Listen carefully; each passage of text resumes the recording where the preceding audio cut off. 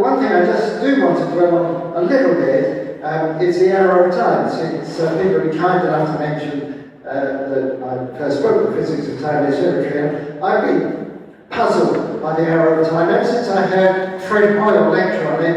It was at the Royal Society in London when I was a graduate student, so about 1968, 68, 69, about this arrow of time, how did that arise in the universe. So that was how I first became fascinated by it. I could give an entire lecture on the nature, what is it in a world with time-symmetric laws, what is it that imprints this directionality on processes all around us.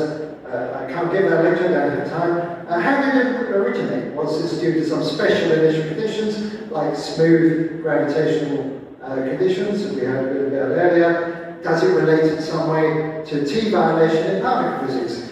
The only paper I know about that years and years, decades ago, by Yuval Noah. Don't know anyone else who's really tried to tie that up. I just want to say a few words about this last point. We're surrounded by things which are one way in time, but we recognise that some of them are secondary. We want to say, what are the foundational ones? What is the ultimate source of this arrow of time? And to give an example of what I mean by secondary, this is a graph of the number of pages, or the number of words, I think, in Physical Review.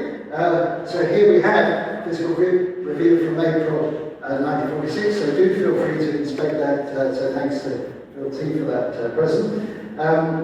And you see that it goes on up and up and up. So during my lifetime, that has happened. Some people feel there's a similar story when it comes to taxes. We all recognise that there are things that seem to go one way around us in the world, but we don't think they're fundamental.